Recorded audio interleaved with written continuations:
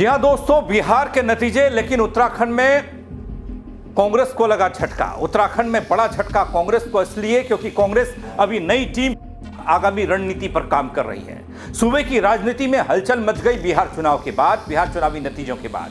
कांग्रेस दफ्तर में हलचल थी, लेकिन एक सन्नाटा था। नेताओं में बेचैनी थी कि ऐसे कैसे आगामी चुनाव में जाएंगे, और हाईकमान तक इस बात को पहुंचाने का काम भी हो गया। आखिर ऐसा क्या हुआ कि उत्तराखंड कांग्रेस ने तुरंत समय मांग लिया हाईकमान से, मल्लिकार्जुन खड़गे से, राहुल गांधी से मुलाकात का? कौन सी अंदरूनी खींचातान का जिक्र हो रहा है जो अब खुलकर सामने आने लगी है? अभी तो अध्यक्ष का नाम सामने आया है। दिल्ली से देहरादून पहुंचने के बाद बाकायदा एक भव्य कार्यक्रम होगा, लेकिन उससे पहले ही असमंजस, ऐसा न जाने कई सवाल होंगे। दोस्तों बताऊंगा आपको एक एक करके इन सवालों के जवाब। नमस्कार, पहलाग में पंकज रौतेला, आप देख रहे हैं उत्तराखंड न्यूज। दोस्तों, बिहार चुनाव में एनडीए की धमाकेदार जीत से उत्तराखंड में राजनीतिक सरगर्मी बढ़ती दिखी। बिहार में एनडीए की बंपर जीत और प्रधानमंत्री की मोदी की सुनामी कह लीजिए, लहर कह लीजिए, उसका असर दिखा। तो उत्तराखंड में भी इसका असर है चुनावी नतीजों का, क्योंकि जंग 2027 की होनी है। 2027 की जंग के लिए जहां कांग्रेस अपने आप को मजबूती के साथ तैयार करने का काम कर रही है, तो वहीं इस बीच बिहार के नतीजे आ गए। कांग्रेस की हालत क्या है आप लोग देख रहे होंगे। लेकिन इन सब के बाद भी जो खबर निकल कर आई वो ये कि 27 की चुनावी रणनीति में जुटी कांग्रेस के लिए बीजेपी से निपटना एक बड़ी चुनौती, लेकिन उससे ज्यादा चुनौती ये कि कांग्रेस के अंदर खाने जो खींचातान चल रही है उससे निपटना। बीजेपी में नई ऊर्जा का संचार चुनावी नतीजा बिहार का कर गया बंद। पार्टी में खासा उत्साह देखने को मिला। पार्टी दफ्तर में अलग अलग तरीके से जश्न मनाते लोग दिखाई दिए, नाचते गाते ढोल की थाप पर। लेकिन कांग्रेस चिंता में थी।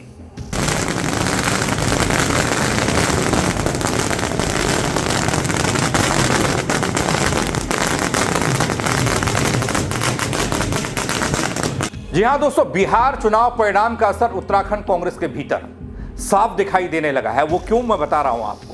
दरअसल प्रदेश कांग्रेस में पहले से चल रही संगठनात्मक खींचातान, असंतोष और बिहार के चुनावी नतीजों के बाद और ज्यादा गहरा होता दिख रहा है। हालत अब यह हो चली है और खबर अब यह आ रही है कि उत्तराखंड कांग्रेस के करीब 12 से ज्यादा बड़े नेता हाईकमान से मिलना चाहते हैं। हाईकमान मतलब कांग्रेस के राष्ट्रीय अध्यक्ष मल्लिकार्जुन खड़गे और राहुल गांधी। विधानसभा चुनाव के मद्देनजर यह मुलाकात बहुत जरूरी बताई गई, समय मांग लिया गया है। दोस्तों, गौर करने वाली बात यह भी कि कांग्रेस हाईकमान ने हाल ही में जिलाध्यक्षों की जो सूची जारी की और उम्मीद यह की गई कि हां, अब नए तरीके से नई ऊर्जा के साथ कांग्रेस 2027 के विधानसभा चुनाव में उतरेगी, संगठन मजबूत होगा बल। लेकिन कई जिलों से विरोध प्रदर्शन की तस्वीरें और खुलकर नेताओं का विरोध। उधम सिंह नगर से एक तस्वीर सामने आई। जिले से कई पार्षदों ने कांग्रेस की प्राथमिक सदस्यता छोड़ दी, इस्तीफा दे दी। दोस्तों, नेताओं का मानना यह कि इस फेरबदल को लेकर जमीन पर कार्यकर्ताओं में भ्रम की स्थिति है।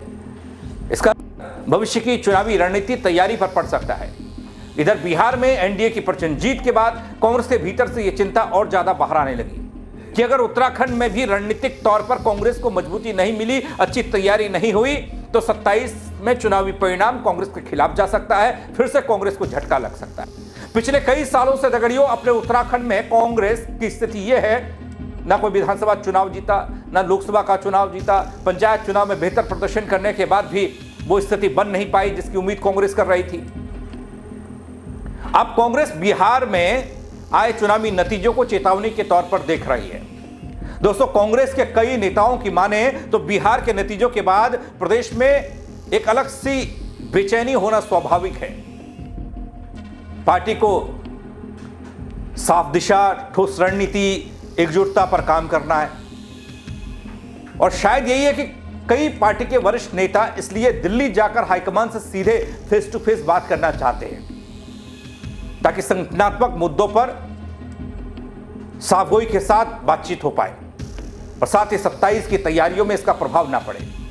दोस्तों, कांग्रेस के अंदरूनी तबके से निकलकर आ रही खबरों के बीच जिन नेताओं ने पार्टी नेतृत्व से हाईकमान से मुलाकात का समय मांगा है, उन नामों को अगर आप गौर से देखेंगे तो आपको एक अलग खबर समझ में आएगी। इनमें कांग्रेस के कई बड़े नेता और अनुभवी चेहरे शामिल हैं।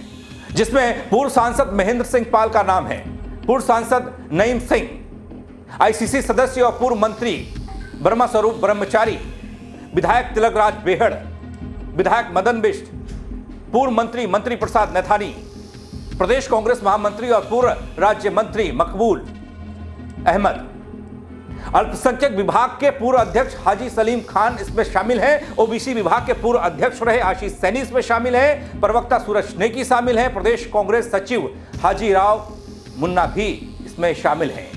दोस्तों, इन सभी नेताओं की चिंता एक ही है, बल बिहार जैसे नतीजे अगर उत्तराखंड में दोहराए गए तो पार्टी को काफी नुकसान पहुंचेगा और फिर से खड़ा होने में और ज्यादा तकलीफें हो जाएंगी। उधर खबर यह भी निकल कर आई कि पूर्व मुख्यमंत्री और कांग्रेस के वरिष्ठ नेता हरीश रावत का नाम भी इस सूची में शामिल है। हालांकि हरीश रावत अभी अपने गांव में है, धूप का मजा ले रहे हैं और बाकायदा गेटी और ब्लैक टी पी रहे हैं। संदेश तो दे रहे हैं, लेकिन इस बाबत वो बिल्कुल अपने आप को अलग कर चुके हैं।